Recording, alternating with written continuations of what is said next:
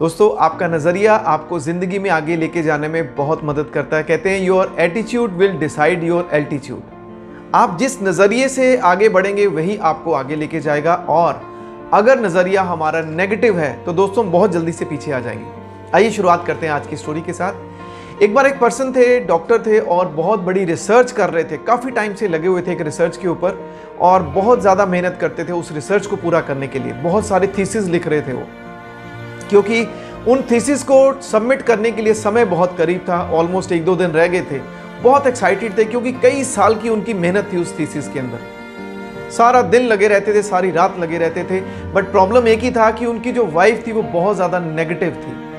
वो बहुत ज़्यादा उनको परेशान कर देती थी कई बार कि आपका दिमाग ख़राब है, आप क्या करते हो, सारा दिन लगे रहते हो, आपको हमारी फिक्र नहीं है। और वो डॉक्टर क्या बोलते थे कि ये थीसिस अगर बन गए, इसकी वजह से बहुत सारे लोगों की ज़िंदगी बच सकती है। क्योंकि उनका फोकस था मैं लोगों को सर्व करना चाहता हूँ। बट कई बार उनका जो पार्टनर था, जो वाइफ थी, वो उसको समझ नहीं पा रही थी। तो ऐसे ही हुआ, जब लास्ट डे आया, अगले दिन उन्होंने अपने थीसिस सबमिट करने थे, बहुत खुश थे और सिर्फ उसको कंपाइल कर रहे थे। रात का समय था, 11 साढ़े 11 बजे का। तो बिल्कुल उनके टेबल पे सब बिखरा हुआ था, फटाफट सेटिंग कर रहे थे। तो उनकी वाइफ आई बड़ी गुस्से में, क्या करते हो, ये रात का टाइम है, आप अभी भी लगे हुए हो, ऐसे थोड़ा ना होता। जोर से उसने ऐसे हाथ मारा। वहाँ पर कुछ पानी पड़ा था, कुछ और लिक्विड इंक पड़ी थी, वो सारे का सारा टेबल पे फैल गया। और वो पर्सन देखकर बड़ा हैरान हुआ, परेशान हुआ, अरे ये क्या हो गया यार। उस लेडी ने भी बड़ा फील किया कि मेरे से ये क्या हो गया, मैंने ये क्या कर दिया। तो उस पर्सन ने थोड़ी देर के लिए अपने आप को परेशान हुआ। उसके बाद फिर से वो रिलैक्स हो, कहता चलो कोई बात नहीं, नो प्रॉब्लम। बट उस लेडी को पता था कि इसके लिए ये बहुत सालों से मेहनत कर रहे हैं और कल इनका सबमिशन है। And she was like anything. वो उसको बार बार फील कर रही थी कि मेरे से गलती होगी, मेरे को माफ कर दो। कहता कोई बात नहीं, हो गया ना, नो प्रॉब्लम। अभी उसके पास दोस्तों 2 चॉइसेस थी। या तो वो चुप करके सो जाता कि छोड़ो परे, कोई बात नहीं, मेरी किस्मत में ही नहीं है, या वो दोबारा से फिर से ट्राई करता, जो उसके साथ समय बच गया था। उसने सेकंड ऑप्शन लिया। उसने फिर से अपना पेपर उठाया, पेन उठाया, अपनी वाइफ को बोलता आप जाके सो जाइए, कोई प्रॉब्लम नहीं है, नो प्रॉब्लम। वो गई, वो अपना जाकर बेड पे सो गई और वो सारी रात थीसिस लिखता रहा। जो उसने 100-150 पेज के थीसिस बनाए थे, अभी उसने क्या किया, सिर्फ 10 पेज में वो सारे का सारा कंप्लीट कर दिया।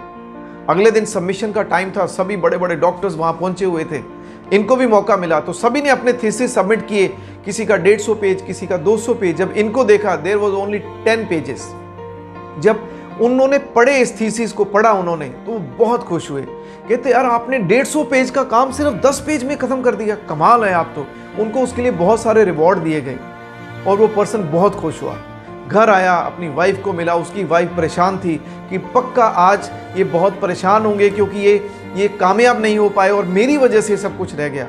और दोस्तों, जब वो घर आए बहुत खुश थे। उन्होंने आकर अपनी वाइफ को थैंक्स किया कि तुम्हारी वजह से मैं 150 पेजों की बजाय मैं 10 पेजेस में काम खत्म कर पाया, थैंक यू सो मच। और उस लेडी को दोस्तों देखिए, उसको रिग्रेट भी हुआ और उसने अपने एटीट्यूड को चेंज किया। अब वो क्या बोली, आज के बाद एटलीस्ट मैं ऐसा नहीं बिहेव करूंगी, मेरे को माफ कर दीजिए। कई बार परमात्मा क्या करते हैं, वो हमें भी चेंज करते हैं, हमें भी कामयाबी देते हैं, पर साथ साथ हमारे साथ जो लोग जुड़े हुए हैं वो उनको भी चेंज करने में अपना पूरा रोल प्ले करते हैं। इसलिए आप अपने एटीट्यूड को हमेशा पॉजिटिव रखिए।